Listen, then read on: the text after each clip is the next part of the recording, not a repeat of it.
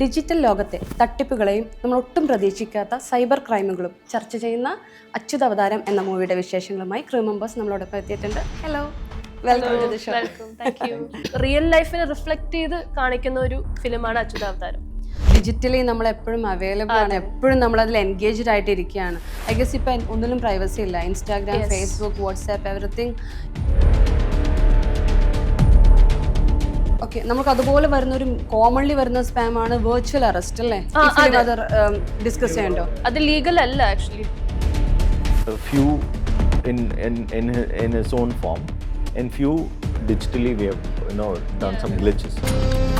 ബ്രാഞ്ചിന് വിടുന്ന നമ്മളിൽ ഫൂട്ടേജ് ഇല്ലേ, നമുക്കത് കട്ട് ചെയ്ത് കേട്ടടാ. ഈ ടെലിഗ്രാം ഗ്രൂപ്പ്സിലൊക്കെ വരുന്ന ഈ പെയ്ഡ് ആയിട്ടുള്ള കോണ്ടന്റ്സിലൊക്കെ വരുന്നത് പോലും നമ്മൾ വെറുതെ ഒക്കെ വെക്കുമ്പോൾ ഫോൺ ഇവിടെ വെച്ച് പ്ലേസ് ചെയ്തിരിക്കുമ്പം even we are not suppose to change our dress നമ്മുടെ because it's capturing everything.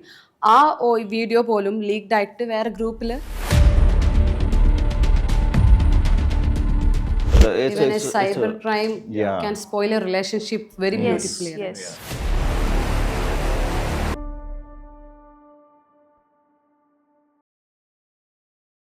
Hi, hello, welcome to celluloid. It's me നിമിഷാറ. ഡിജിറ്റൽ ലോകത്തെ തട്ടിപ്പുകളെയും നമ്മൾ ഒട്ടും പ്രതീക്ഷിക്കാത്ത സൈബർ ക്രൈമുകളും ചർച്ച ചെയ്യുന്ന അച്യുത അവതാരം എന്ന മൂവിയുടെ വിശേഷങ്ങളുമായി ക്രൂ മെമ്പേഴ്സ് നമ്മളോടൊപ്പം എത്തിയിട്ടുണ്ട്. Hello, welcome to the show. എല്ലാവരും സുഖമായിരിക്കണോ? യെസ്. ആക്ച്വലി ഞാൻ ഈ പേരുണ്ടല്ലോ, മൂവിയുടെ ടൈറ്റിൽ അച്യുത അവതാരം, പക്ഷേ കൺസെപ്റ്റ് വന്നിട്ട് ഡിജിറ്റൽ ലോകത്തെ തട്ടിപ്പുകൾ, സൈബർ ക്രൈം.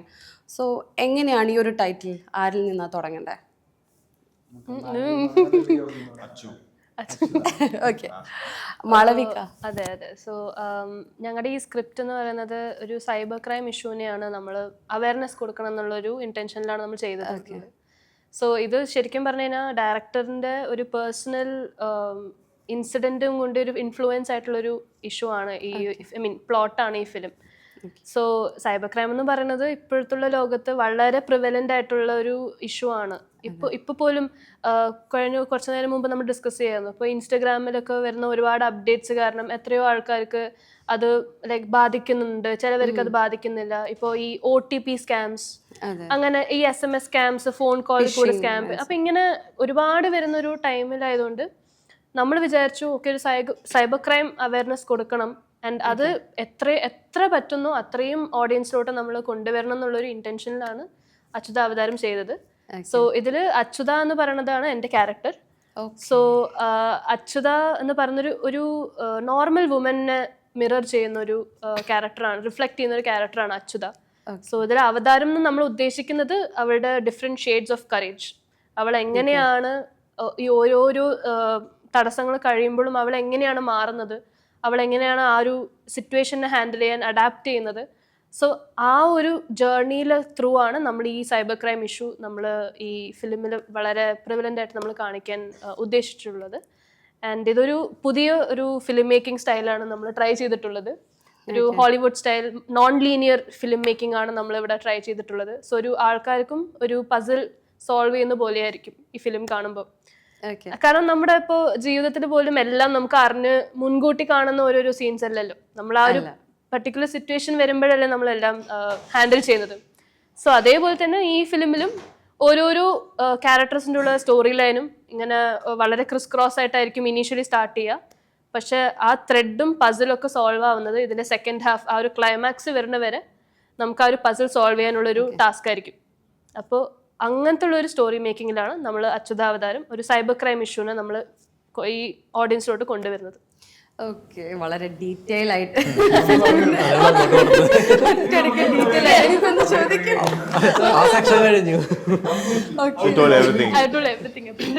മാളവികയുടെ ഫസ്റ്റ് ഫിലിം ഇതിന്റെ ഹീറോയിൻ ആയിട്ട് എന്റെ ഡെബ്യൂ ഫിലിമാണ്. പക്ഷെ ഫേസ് ഫെമിലിയർ ഞാൻ കണ്ടപ്പോൾ തന്നെ പറഞ്ഞു ഒരു ഇൻഫ്ലുവൻസർ ഉണ്ട്, സ്നേഹ വിജീഷിന്റെ ഫേസ് കട്ട് ഉണ്ട്. Thank you so much. Thank you. എനിക്ക് ഒരുപാട് ഇഷ്ടമുള്ള ഒരു ഇൻഫ്ലുവൻസറാണ്. Thank you so much. ഇനി തിരിച്ച് ഓരോരോ ആൾക്കാരുടെ ക്യാരക്ടറിനെ കുറിച്ച് അറിയണം. ഒരു സൈബർ ക്രൈം എന്ന് പറയുമ്പം ഇതിൽ യങ്സ്റ്റേഴ്സ് ഒരുപാടുണ്ടല്ലേ. എനിക്കും നമ്മളെല്ലാവരും നേരിടേണ്ടി വരുന്ന ഒരു കാര്യമാണ് ഒരു സൈബർ ഇഷ്യൂസ്. എപ്പോഴും ഡെയിലി നമ്മൾ എൻകൗണ്ടർ ചെയ്യും. ഇതിൽ അരുണിൻ്റെ ക്യാരക്ടർ ചോദിക്കുകയാണെങ്കിൽ എന്താണ് ക്യാരക്ടർ? എൻ്റെ ക്യാരക്ടർ ശരിക്കും പറഞ്ഞാൽ റിവീൽ ചെയ്യപ്പെടാത്തൊരു ക്യാരക്ടറാണ്. കുറച്ച് ഹൈഡായി നിൽക്കുന്ന ഒരു ക്യാരക്ടറാണ്. ഓക്കെ. ഇതിൽ കുറേ പ്രശ്നക്കാരുണ്ട്. ആ പ്രശ്നക്കാരെ നേരിടാനായിട്ട് ഒരാൾ വേണമല്ലോ സ്വാഭാവികമായിട്ടും. അങ്ങനത്തെ ഒരു ക്യാരക്ടറാണ്. അതിനങ്ങനെ അധികം നമ്മൾ എക്സ്പ്ലോർ ചെയ്തിട്ടില്ല. ഹൈഡായിട്ട് നിൽക്കുന്ന ക്യാരക്ടർ പടം കാണുമ്പോൾ അത് മനസ്സിലാവും. പക്ഷെ എനിക്ക് അല്ല, പക്ഷെ പടത്തില് എനിക്ക് ഏറ്റവും ഇഷ്ടപ്പെട്ടത് എൻ്റെ ഒരു ഷോട്ട് സാറ് വെച്ചിട്ടുണ്ട്. അത് കണ്ടിട്ട് ഞാൻ ഞെട്ടിയതാ. ആ ഒറ്റ ഷോട്ട് കൊണ്ട് ഞാൻ ഞെട്ടി. ശരിക്കും നമ്മളത് ആ ഷോട്ട് എടുക്കുന്ന സമയത്ത് ഷോട്ട് കഴിഞ്ഞ് നേരെ വരുന്നത് മോണിറ്ററിന് മുമ്പിലേക്കായിരുന്നു. അപ്പൊ തന്നെ ഞാൻ ഒന്ന് വിറച്ചു പോയി. അത്രയും രസമായിട്ട് ആ ഒരു ഷോട്ട് വെച്ചിട്ടുണ്ട്. ഫിലിമില് അച്യുതയുടെ ഒരു റൈറ്റ് ഹാൻഡ് എന്ന് വേണം പറയാം. അങ്ങനത്തെ ഒരു ക്യാരക്ടറാണ് ഈ ഓക്കെ. ഇനി തിരിച്ച് അഭിജിത്തിലോട്ട് വരികയാണെങ്കിൽ, ഇപ്പം നേരത്തെ ഇവരൊക്കെ പറഞ്ഞ പോലെ ഒരു പ്രശ്നം ഉണ്ടാക്കുന്ന കുറെ പ്രശ്നക്കാരെ പറഞ്ഞല്ലോ. അപ്പൊ പ്രശ്നം ഉണ്ടാക്കാൻ ഒരാൾ വേണം. താനാണ് പ്രശ്നക്കാരൻ. ഞാൻ പ്രശ്നം ഉണ്ടാക്കുന്നു, ഞാൻ പോലും അറിയാതെ. മോഹൻ എന്ന് പറഞ്ഞ കഥാപാത്രമാണ് ചെയ്യുന്നത്. എൻ്റെ ചേച്ചിയാണ് അച്യുത. അപ്പോൾ ഞാൻ ഉണ്ടാക്കുന്ന പ്രശ്നം സോൾവ് ചെയ്യാൻ വേണ്ടി അച്യുത ശ്രമിക്കുന്നു. അച്യുതനെ ആ പ്രശ്നത്തിലേക്ക് ഞാൻ വലിച്ചഴക്കുന്നു. മീൻസ് എൻ്റെ ചങ്ങാതിമാര് എന്നെ അതിൽ പെടുത്തി. ആദ്യം ഞാൻ പോലും അറിയാതെ പെടുത്തി. അപ്പോൾ അത് എങ്ങനെ സോൾവ് ചെയ്യാം, അതൊരു ഫസിൽ അഴിക്കുന്ന പോലെ ചിലന്തി ഇങ്ങനെ വല കെട്ടി. ആ വല എങ്ങനെ അഴിക്കാം എന്നിങ്ങനെ ആലോചിച്ചാണ് നമ്മുടെ ആ വല കെട്ടിയത് ക്യാരക്ടർ ആണ് ചെയ്യുന്നത്. അഭിജിത്താണ് ഇതിൽ വല കെട്ടിയിരിക്കുന്നത്. ക്യാരക്ടറിന്റെ നെയിം വല കെട്ടിയത് അഭിജിത്ത് മോഹൻ. ഇതിൻ്റെ അകത്ത് ചിലന്തി വല കെട്ടുമ്പോൾ സ്വാഭാവികമായിട്ട് അതിലൊരു പ്രാണി ഉണ്ടാവുമല്ലോ. അല്ല, വീഴുകയല്ലേ ചെയ്യുക പ്രാണി? ആ പ്രാണി വീഴുമല്ലോ. ആ വീഴുന്ന ആളാണ് ഞാൻ. അങ്ങനെയാണ് ചിലന്തി ആദ്യം ഒരു പ്രാണീനെ കൊണ്ടിരുത്തി വല കെട്ടണ്ടല്ലോ, അത് പിന്നെ കഴിച്ചാ പോലെ. അപ്പൊ വീണ്ടും ചിന്തിക്കണല്ലോ. ഇപ്പൊ മനസ്സിലായി എങ്ങനെയാ വീഴുന്നത്. ഇപ്പൊ പാടില്ലോ. അതേപോലെയാണ് ആ ക്യാരക്ടർ. യഥാർത്ഥ ജീവിതത്തിൽ ഇങ്ങനെ വല്ല സൈബർ ക്രൈം അങ്ങനെയൊക്കെ നേരിട്ടിട്ടുണ്ടോ? ജീവിതത്തിൽ എന്താണോ ഉള്ളത് അതേപോലെ തന്നെ ഇതിൻ്റെ അകത്തും വന്നിട്ടുണ്ട്.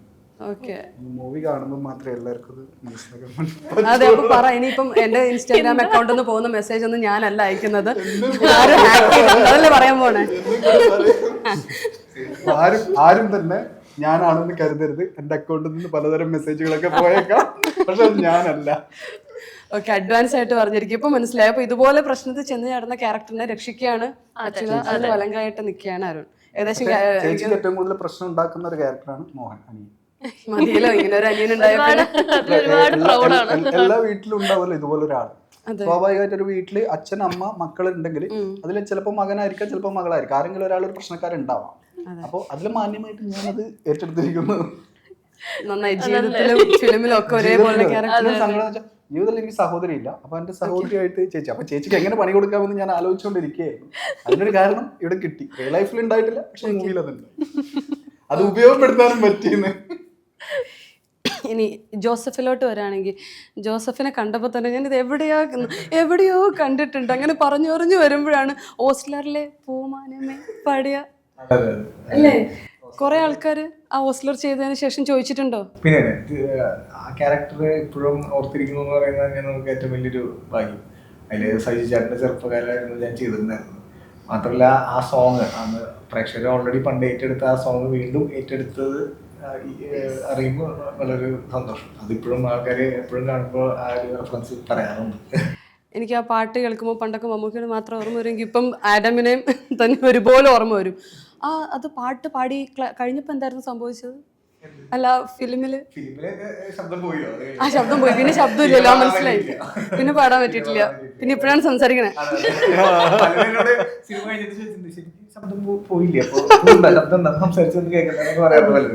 അതെനിക്ക് എന്തോ ദുരന്തം സംഭവിച്ചിട്ടുണ്ട് ആ പാട്ടിന്റെ എൻഡിൽ. എനിക്കത് മനസ്സിലായി. ഇതിലെങ്ങനെയാ ശബ്ദമൊക്കെ ഉണ്ടോ? പിന്നെ മോഹന്റെ ക്യാരക്ടറിനൊക്കെ ഒരു വഴിക്കാക്കുന്ന ഇവരാണ്. പ്രശ്നങ്ങൾ ഉണ്ടാവണല്ലോ. ഈ പറഞ്ഞ പ്രശ്നങ്ങൾ ഉണ്ടാക്കുന്നതിന്റെ കാരണക്കാർ എന്ന് പറയാവുന്നത് നമ്മളാണ്. നെഗറ്റീവ് ക്യാരക്ടർ അതിനകത്ത് ഇട്ടുകൊടുത്തത് ഇവനെ കെട്ടിയത് നമ്മളൊക്കെ കൂടിയിട്ടാണ്. ഇതൊക്കെ വില്ലന്മാരാണോ? നല്ലവരാരും ഇല്ലേ? ഒരു നായകനാരാണ്? ഞാൻ നല്ലവനായിരുന്നു കേട്ടോ. ഇവരൊക്കെ കൂടി എന്നെ നെഗറ്റീവ് ക്യാരക്ടർ പറയാൻ പറ്റില്ല. പിന്നെ അതിൽ അല്ല അവൻ മണ്ടൻ ക്യാരക്ടർ മണ്ടനല്ല വിക്ടിം ക്യാരക്ടറാണ് ആക്കുന്നത്. ഞാനും ആക്ച്വലി മൂന്ന് ക്യാരക്ടേഴ്സ് ഉണ്ട്. അതിൽ പ്രാഞ്ചി എന്ന് പറഞ്ഞ ഒരു ക്യാരക്ടറും അഭിഷേകും സുഹാസ്. ഈ സുഹാസ് എന്ന് പറഞ്ഞ ക്യാരക്ടറാണ് ഞാൻ പ്ലേ ചെയ്യുന്നത്. ബാക്കി രണ്ട് മജീദും അനന്തകൃഷ്ണനാണ് ബാക്കി രണ്ട് ക്യാരക്ടേഴ്സ് ചെയ്തിട്ടുള്ളത്.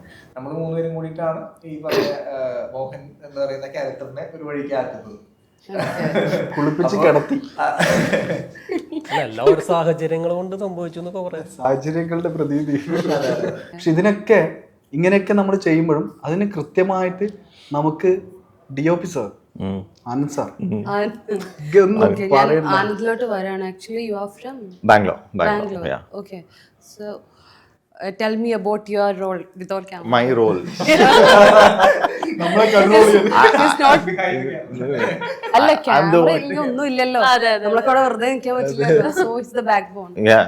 So I think I'm the first person to react to the word role because I need the button. No? So yeah. So my role is that. But yeah, this project, as you see, it's very youthful. It's very interesting, and it's very deep rooted. I think she has already revealed the plot, I think. Right? and you and no, not a spoiler, but the thing is, it's all like in a puzzle. So you need to fix those pieces together. So that way, can't say it's a riddle, but you would see a lot of layers in the film. Layers being very simple. It's a very human story. See, I think most of us would have received a spam message one day or the other, and by mistake we would have done. It's an accidental, what do you call, situation. So right, no, maybe so that way. What I'm trying to tell you is this story is so very common. People will relate to the story, and we wanted artists who are closer to people. Like, when if I see a star, there's a little of a matrix there. There's a little space out. But if I look at a face where it's very relatable, I somewhere feel this story got that platform. Being positioning this whole plot, this whole story under the banner Rera Ventures. Even that's a new production house. So there was a lot of cordial exchange in developing the ideas, developing the visuals and the vision of the director. So I somewhere feel we have given our humble efforts in making this film as subtle, as beautiful, as simple, and also as subjective as I don't know. The thing what I'm trying to tell you is it's a story where people would reflect onto themselves, like how she told, like people can see themselves in the characters. relate. Yeah, you have to. Since we are going through this daily, right? Yeah. So I just want to ask, you have worked in Kannada film industry for sure, right? Yeah. So what is the main difference while coming to Malayalam industry? Exchange of culture, exchange of literature, understanding the depth of the way Malayalam sees an emotion. If I have to do maybe capture or create that emotion in another language, our approach would have been, it would be entirely different. It'll all come down to Other languages more into action. not necessarily, but it depends on the core of the soul of the story. Like, this whole story is based on this character, Achu. So what would she respond to? How is her life? What is her character sketch? So it'll all come down to that level. Maybe if we had to position Achu in a different demography, in a different language, in a different culture, it would have been different. Like the lottery thing is more seen here in Kerala. If I see it in Maharashtra, their approach to that particular subject would entirely be different, right? Exactly. So these are very native stories to the region. Native by meaning even with their expressions and emotion. So I somewhere feel this language, this culture, and the story, it all kind of came in together. We can give a different view through a lens, right? And Because in different lens we look different. Because we say a good photographer can capture us more beautifully than the other. We can see the difference Yeah. while clicking our pictures. So, in case of the movie, so what difference we can make in a character? Here in this story and the characters, there's truth, there's honesty, there's no cosmetics. Okay. No, I mean, if I look at a texture, even that has aesthetics in it.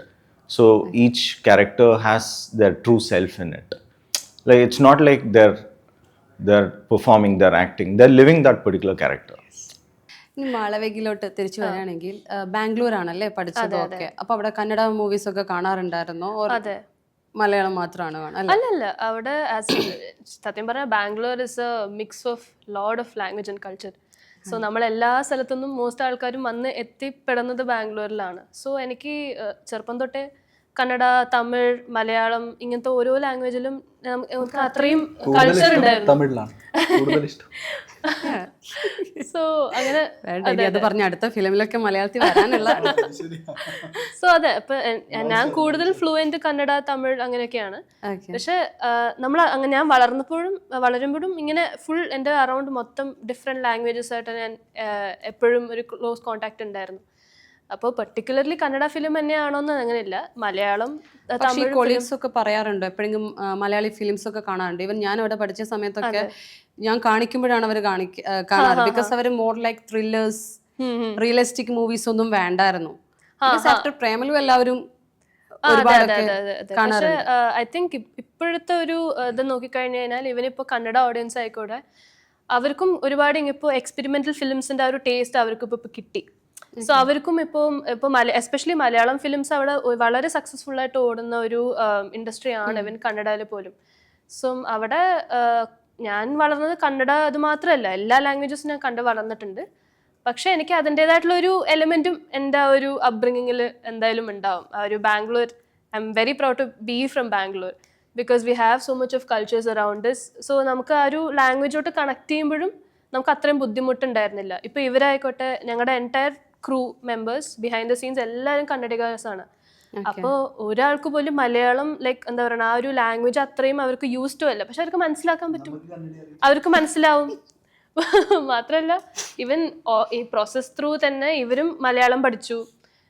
നമുക്കും Kannada, I mean rest of the team മെമ്പേഴ്സിനും മലയാളം അറിയുന്ന ആൾക്കാർക്ക് പോലും കന്നഡ വളരെ ഒരു എന്താ പറയുക, ഒരു മനസ്സിലാവാൻ പറ്റുന്ന ഒരു ലാംഗ്വേജ് ആയിട്ട് മാറി. നോർമലി നമ്മൾ വേറെ ലാംഗ്വേജസ് പഠിക്കുന്നതിനേക്കാൾ പഠിപ്പിക്കാറാണല്ലേ? അതെ അതെ, മലയാളികൾ പിന്നെ എന്തായാലും പഠിപ്പിക്കുമല്ലോ. നമ്മളൊന്നും പഠിക്കില്ലെങ്കിൽ അവരെല്ലാം പഠിപ്പിച്ചിട്ടാണ് വരിക. സാറിനെയും ഡയറക്ടർ സാറിനൊക്കെ മലയാളം പഠിപ്പിച്ചു.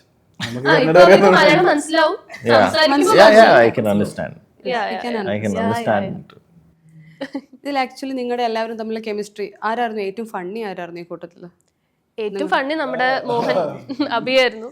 കാരണം എല്ലാ ദിവസവും എന്തെങ്കിലും ഒരു കുരുത്തക്കേട് കാണിക്കും, എന്തെങ്കിലും സെറ്റിൽ എന്തെങ്കിലും ഒരു ഫണ്ണായിട്ട് എന്തെങ്കിലും ചെയ്തുകൊണ്ടേയിരിക്കും. സ്റ്റോറിയിലും അതേപോലെ തന്നെയാണ്. ആ ഒരു കുരുത്തക്കേട് കൊണ്ടാണ് ഞാനും ഒരു ക്യാരക്ടറായിട്ട്, അതെ ഒരു ക്യാരക്ടറായിട്ട് ആ ഒരു സിറ്റുവേഷനിൽ ഞാൻ എൻ്റർ ചെയ്യുന്നതും ബിക്കോസ് ഓഫ് മൈ ബ്രദർ ആണ്. നിങ്ങളുടെ റിയൽ ലൈഫ് എക്സ്പീരിയൻസ് ഒക്കെ ഇതിൽ എക്സിക്യൂട്ട് ചെയ്തിട്ടുണ്ടോ? അരുണിലോട്ട് വരികയാണെങ്കിൽ ഞാൻ ചോദിക്കുകയാണ്, റിയൽ ലൈഫിൽ ആരെങ്കിലും വലങ്കൈ ആയിട്ട് നിന്നിട്ടുണ്ടോ? ഇതുപോലെ എന്തെങ്കിലും അബദ്ധത്തിലൊക്കെ നിൽക്കേണ്ടി വരുമല്ലോ, സുഹൃത്തുക്കളുടെ കൂടെ ഒക്കെ നിൽക്കേണ്ടി വരും പലപ്പോഴും. എൻ്റെ ഒരു ക്യാരക്ടർ അങ്ങനെയാണ്, നേച്ചർ അങ്ങനെയാണ്. എന്തെങ്കിലും വിഷയം ഉണ്ടായാൽ നമ്മളതിന് പിന്നോട്ട് പോകാണ്ട് കൂടെ നിൽക്കുന്നതാണ്. ശരിക്കും പറഞ്ഞാൽ അത് ഇതിലുണ്ട്. ഇപ്പോഴും നമ്മളല്ല, നമുക്ക് ഇപ്പം എൻ്റെ വലങ്കായിട്ട് വേറെ കുറച്ച് പേരുണ്ട്, അച്യുതനെ സഹായിക്കാനായിട്ട് കുറച്ച് ആൾക്കാരുണ്ട്. നമ്മൾ അവസാനം അല്ലാതെ ഒരു കലാശക്കൊട്ട് പോലെ തീർക്കാൻ വരുന്നത്. റിയൽ ലൈഫിൽ നിങ്ങൾ ആരുടെയെങ്കിലും ഫോണൊക്കെ ഹാക്ക് ചെയ്യാൻ ശ്രമിച്ചിട്ടുണ്ടോ? അൺലോക്ക് ഒക്കെ ചെയ്യാൻ ശ്രമിച്ചിട്ട് പരാജയപ്പെട്ടിട്ടുണ്ടോ? അത് ജോസഫ് ആലോചിക്കുന്നുണ്ട്, എന്തായിരുന്നു പറ.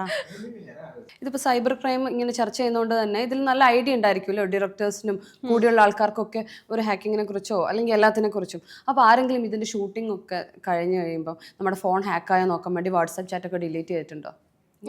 ഡിലീറ്റ് ചെയ്തായിരിക്കും. അല്ല, പേടിയുണ്ടോ ഇതൊക്കെ കഴിഞ്ഞ് ആരെങ്കിലും? പിന്നെ എന്തായാലും എൻ്റെ ഒരു പേഴ്സണൽ എക്സ്പീരിയൻസ് പറയുകയാണെങ്കിൽ എൻ്റെ ഒരു ഫാമിലി റിലേറ്റീവ് ആണ്. സോ അവർക്ക് ഇതേപോലെ ഒരു ഇഷ്യൂ ഉണ്ടായിരുന്നു, ഒരു കോള് വന്നു. നിങ്ങൾ അവർ യൂഷ്വലി ലോട്ടറി ടിക്കറ്റ് ഒക്കെ ഇങ്ങനെ ഒരുപാട് ഫോളോ ചെയ്യുന്ന ഒരാളാണ്. സോ അവർക്ക് വന്നൊരു കോളായിരുന്നു, നിങ്ങളൊരു ലോട്ടറി അടിച്ചു സർ, 2 ലക്ഷം വിൻ ചെയ്തു, ഇപ്പോൾ ഒരു ലിങ്ക് അയക്കും, ഒരു OTP പറഞ്ഞാൽ മതി, ആ OTP കിട്ടിക്കഴിഞ്ഞാൽ ഇമ്മീഡിയറ്റ്ലി ട്രാൻസ്ഫർ ചെയ്യുമെന്ന് പറഞ്ഞു. ഇവർ ആ ഒരു എന്താ പറയുക, ആ ഒരു ആവേശത്തിലാന്ന് തോന്നുന്നു, അവർ OTP പറയുകയും ചെയ്തു. കോള് കട്ട് ചെയ്തൊരു 5 മിനിറ്റ് ശേഷമാണ് ഒരു ഡൗട്ട് വരുന്നത്, ഇതെങ്ങാനും തട്ടിപ്പാണോ എന്ന് പറഞ്ഞു. എൻ്റെ അച്ഛനെ വിളിച്ചു, കുറച്ച് പേരൊക്കെ വിളിച്ച് ചോദിച്ചപ്പോഴാണ് നമ്മൾ പറഞ്ഞത്, അയ്യോ ഇത് കേട്ടാത്ത തട്ടിപ്പായിട്ടാ തോന്നണമെന്ന് പറഞ്ഞു. അപ്പോഴേക്കും വിത്തിൻ സെക്കൻഡ്സ് അവരുടെ ബാങ്കിൽ നിന്ന് 2 ലക്ഷം പോയി, ഇവർക്ക് കിട്ടിയില്ല, ഇവരുടെ കയ്യിൽ നിന്ന് 2 ലക്ഷം പോയതാണ്. എന്തായാലും വിളിച്ച് അവതാരം കണ്ടിട്ട് ഇനി മേലിൽ ഭാഗത്ത് വരരുത്. ഇപ്പൊ മാളവികയുടെ ഫോൺ ഇപ്പോ ഒരാൾക്ക് കളഞ്ഞു കിട്ടുകയാണെങ്കിൽ ഇതിന് കിട്ടുന്ന ഏറ്റവും വലിയ രഹസ്യം എന്തായിരിക്കും? എൻ്റെ ഒന്നുമില്ല. അത് ചോദിക്കലാണല്ലോ ഞാൻ. ഫോൺ കിട്ടിയ അല്ലല്ല, അച്യുതാവതാരന്റെ മേ ബി പ്ലോട്ടും അതിന്റെ BTS പിക്ചേഴ്സ് കിട്ടുമായിരിക്കും. സോ അത് പിന്നെ പ്ലോട്ട് അത് ഭയങ്കരമായിട്ട് ഇതാകുമല്ലോ. അത് കള്ളല്ല, സത്യമായിട്ടും വേറെ ഒന്നുമില്ല. എന്റെ പുതിയ ആണെങ്കിൽ എന്തോ കിട്ടാണ്ട് പറ. ജോസഫിന്റെ ഈ ലിങ്കിലൊക്കെ കയറി നോക്കിയ സ്ഥിതിക്ക് ആർക്ക് എന്തായിരിക്കും? അതിനുശേഷം ഭയങ്കര ഇതിൽ ആരുടെയും ഒരാളുടെ ഫോൺ ഹാക്ക് ചെയ്ത് കഴിഞ്ഞാൽ ഏറ്റവും നല്ല രീതിയിൽ അക്കൗണ്ടിൽ നിന്ന് പൈസ കിട്ടാൻ ചാൻസ് ആരുടെയാ? മിക്കവാറും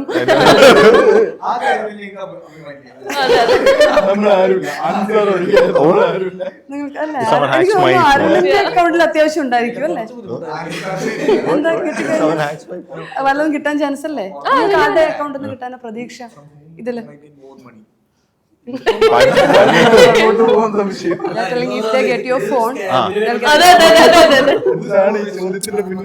അപ്പൊ ബാക്കിയുള്ളവർക്ക് മനസ്സിലാവല്ലോ ആരെ ഹാക്ക് ചെയ്യേണ്ടത് മനസ്സിലാവല്ലോ. അതെ. But I would have secured the yeah, I mean when we are doing a film like this, yeah, we would have learned from those mistakes, so I would have done some hardware. നിങ്ങളൊക്കെ കൂടുതലിരിക്കുന്ന നേരത്തെ തന്നെ secure ചെയ്ത് വെച്ചു.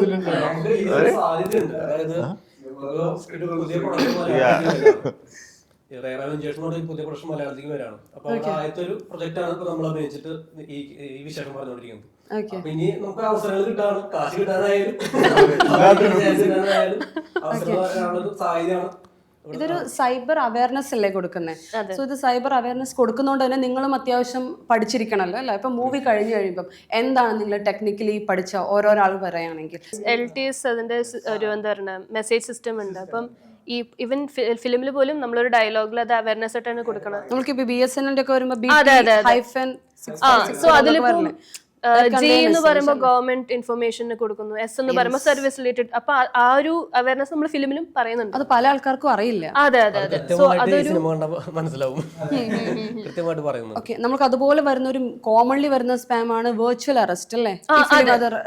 Discuss ചെയ്യണ്ടോ? അത് legal അല്ല actually. Digital arrest എന്നൊക്കെ പറഞ്ഞ് പാനിക് അറ്റാക്ക് ഒക്കെ വന്ന എത്ര ആൾക്കാരുണ്ടാവും? നിങ്ങളുടെ ആധാർ കാർഡ് വെച്ചിട്ട് നമ്മുടെ മൊബൈൽ നമ്പർ ഇതിൽ രജിസ്റ്റർ ചെയ്തു എന്നൊക്കെ പറയുന്നത്. അതെ. എനിക്കും അതുപോലെ വന്നിട്ടുണ്ടായിരുന്നു. സെയിം ടൈം ആമസോൺ ഡെലിവറി വന്ന OTP ഇവരും ചോദിക്കുന്നുണ്ട്. ഞാൻ അവസാനം ഡെലിവറി വാങ്ങിക്കണോ വേണ്ടയോ എന്നുള്ള. ബിക്കോസ് എല്ലാവരും ഒരു ടൈം പാനിക് ആവും അല്ലേ? അതെ. പക്ഷെ അത് ശരിക്കും ഒരു ലീഗൽ ആയിട്ടുള്ള ഒരു കാര്യമല്ല. സോ അവയർനെസ് ഇല്ലാത്തൊരു കൊണ്ടാണ് ആൾക്കാർ ഇത് ശരിക്കുള്ള ഒരു സാധനമാണ്, ഡിജിറ്റൽ അറസ്റ്റ് പോലും ചെയ്യാൻ പറ്റും എന്ന്. കാരണം അവർക്ക് അവയർനെസ് ഇല്ല. പക്ഷെ അത് ശരിക്കും ലീഗൽ അല്ല. So as a law student ഞങ്ങളും ഇത് ഒരുപാട് ഡിബേറ്റ് ചെയ്തിട്ടുള്ള സാധനങ്ങളാണ്. പക്ഷെ ഇതിന്റെ അവയർനെസ് എത്രത്തോളം നമുക്ക് കൊണ്ടുവരാൻ പറ്റുമെന്ന് നമുക്ക് എപ്പോഴും ചർച്ചയിലുള്ള സാധനമാണ്. അപ്പം as a artist and a law student എനിക്ക് തോന്നുന്ന ഒരു ഫിലിം എന്ന് പറയുമ്പോൾ ഇങ്ങനത്തെ ഒരു പ്ലാറ്റ്ഫോം എന്നൊക്കെ പറയുന്നത് നമുക്ക് കൂടുതൽ ഓഡിയൻസിനെ റീച്ച് ചെയ്യാൻ പറ്റുന്ന ഒരു പ്ലാറ്റ്ഫോമാണ്. So I think in that way നമ്മൾ അച്യുതാവതാരം വളരെ ഒരു ക്രൂഷ്യൽ ആയിട്ടുള്ള ഒരു സബ്ജക്റ്റിനെയാണ് നമ്മൾ ഏറ്റവും എത്ര പറ്റുന്നോ അത്രയും ഓഡിയൻസിലോട്ട് നമ്മൾ കൊണ്ടുവരാൻ നോക്കുന്നത്. ബട്ട് ദിസ് ഇസ് എൻറ്റയർലി ആ ഒരു അവയർനെസ്, ആ ഒരു ഇഷ്യൂ ഓറിയൻറ്റഡ്, കണ്ടന്റ് ഓറിയൻറ്റഡ് ആയിട്ടുള്ള ഒരു ഫിലിമാണ്, ക്യാരക്ടർ ഓറിയൻറ്റഡ് അല്ല. ആൻഡ് ഇതിൻ്റെ ഒരു എന്താ പറയുക ഒരു ഗുഡ് തിങ് എന്ന് പറയുന്നത് this story is carried forward by all the characters. എല്ലാവർക്കും അവരുടേതായിട്ടുള്ള റോൾ ഉണ്ട്. നമ്മൾ എങ്ങനെയാണ് നമ്മുടെ ലൈഫിൽ ഓരോ ആൾക്കാർ ചെറിയ ഒരു ആളാണെങ്കിൽ പോലും അവർക്ക് എന്തെങ്കിലും ഒരു ഇമ്പാക്റ്റ് ഉണ്ടാവും നമ്മുടെ ലൈഫിൽ. അതേപോലെ ഇവൻ അച്യുതയുടെ ലൈഫിൽ വരുന്ന ഓരോരോ ക്യാരക്ടേഴ്സിനും ഈവൻ അവൾക്ക് നേരിട്ട് കോൺടാക്ട് ഇല്ലാത്ത ക്യാരക്ടേഴ്സിന് പോലും അവരുടെ ലൈഫിലൊരു ഇമ്പാക്റ്റ് അവർ ക്രിയേറ്റ് ചെയ്യുന്നുണ്ട് ഏതോ ഒരു പോയിന്റിൽ.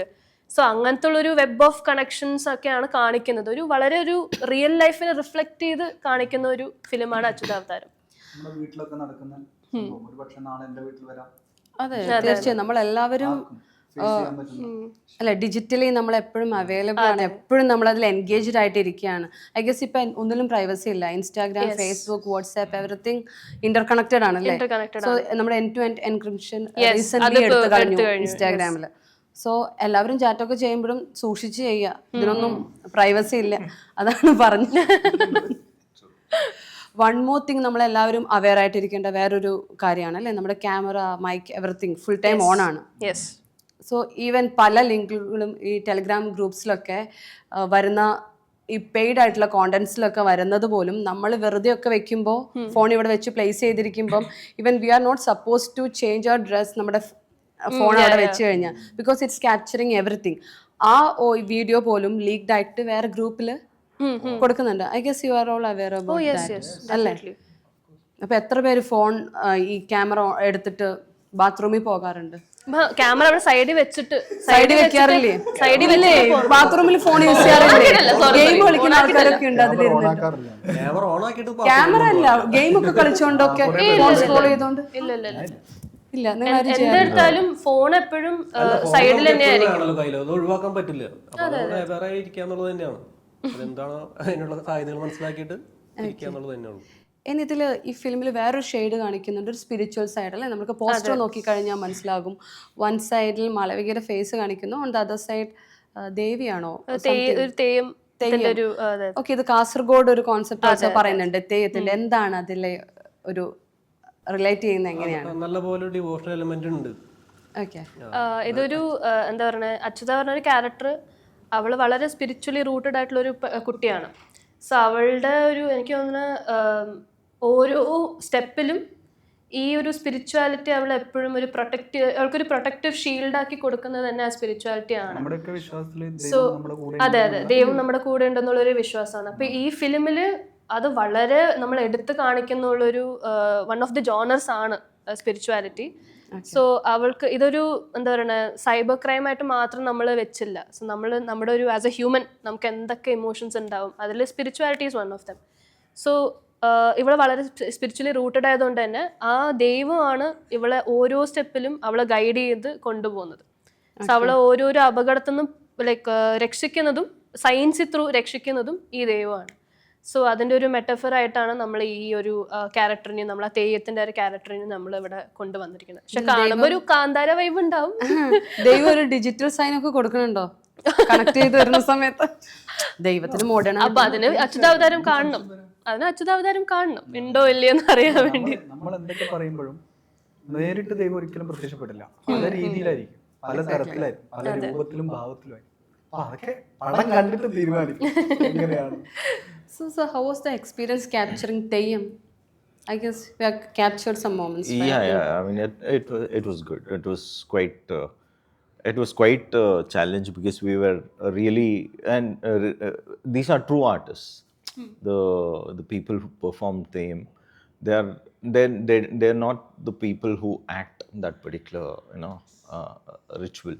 So they are very they were true. And it was quite challenging because you're working with someone and you can't do action cut with them. So it was very. I mean, I can say the character Adi Vedin, the small kid, that particular character, right? Like in the film, he keeps in multiple places. A few in his own form. In few digitally we have done some glitches.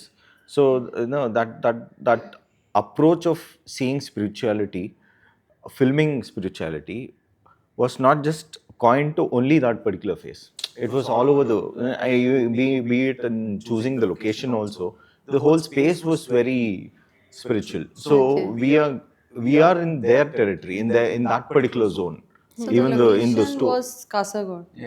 a little border Mangalore and Kasaragod. Bangalore Kasaragod border. Okay. അല്ല exactly എവിടെയായിരുന്നു location? അല്ല ആ border സൈഡിൽ തന്നെയായിരുന്നു. അപ്പൊ അവിടുത്തെ ഒരു village ഏരിയയിലായിരുന്നു നമ്മളെല്ലാം ഷൂട്ട് ചെയ്തത്. For reaching the location we had to cross the border like 2 or 3 times. Okay. Like in a day. So this understanding of spirituality probably I can say for me it did help me in seeing the very understanding of spirituality also did help me in in a lot of ways, because for me filming is also spirituality. Like, so I'm seeing the whole thing within that rectangle, within that viewfinder. It did help me in connecting all the, and I can say this little kid is one of the the characters who joins the puzzle. So each one are different pieces, so he kind of brings them together. ഈ വടക്കൻ മലബാറിൽ സ്വതവേ ഉണ്ടാകുന്ന ആ അടിവേടൻ, വടക്കൻ മലബാറിൽ കുട്ടിത്തെയ്യം എന്നൊക്കെ പറഞ്ഞ് നമ്മുടെ പ്രത്യേകിച്ച് കണ്ണൂർ, കാസർഗോഡ് അവിടെയൊക്കെ ഉണ്ടായതാണ്. കാരണം കർക്കിടക മാസത്തിൽ ദാരിദ്ര്യം പ്രശ്നങ്ങളൊക്കെ ഉണ്ടാകുമ്പോൾ അതിനെയൊക്കെ തരണം ചെയ്ത് അതിനെയൊക്കെ മുന്നോട്ട് പോകാൻ മനുഷ്യർക്ക് പ്രചോദനമായിട്ട് വരുന്നതാണ് ആടിയും വേടൻ. അപ്പോൾ ആടി വന്ന് വീട്ടിൽ പാടും, അതിനുശേഷം വേടൻ കയറി വരും. അപ്പോൾ നമ്മൾ അതിനെ സ്വീകരിക്കുകയും അതിൻ്റെ പ്രശ്നങ്ങളൊക്കെ തീർത്ത് പുതിയൊരു ചിങ്ങമാസത്തിൽ പുതിയൊരു ഉണർവ് നമുക്ക് കൊണ്ടുതരുമെന്നാണ് അതിൻ്റെ ഒരു വിശ്വാസം. ആ വിശ്വാസത്തിലൂടെ കണ്ണൂരാണ്. അപ്പോൾ ആ ഒരു വിശ്വാസം കൂടെ നമ്മുടെ മൂവിയിൽ കൃത്യമായിട്ട് പ്രതിപാദിക്കുന്നുണ്ട്. കാരണം അച്യുതയ്ക്ക് മുന്നോട്ട് നയിക്കാനുള്ള ഒരു പ്രചോദനം ഇവരാണ് എന്നുള്ളത് പറയുന്നു. ഇത് ഭയങ്കര മിക്സ്ചറാണ്, ലൈക്ക് സ്പിരിച്വൽ, അതേപോലെ ഡിജിറ്റൽ ലോകത്തെ തട്ടിപ്പുകൾ ഒരുപാട് ഡിസ്കസ് ചെയ്യുന്ന മൂവിയാണ്. നല്ലൊരു സൈബർ അവയർനെസ് തന്നെ കൊടുക്കാൻ പറ്റട്ടെ. ജോസഫിന് ഫസ്റ്റായിട്ടായിരുന്നോ തെയ്യം കണ്ടത്? ഉണ്ടായിരുന്നു. ഞാൻ മാത്രമേ ഉണ്ടായിരുന്നുള്ളൂ അവിടെ. ഓക്കെ.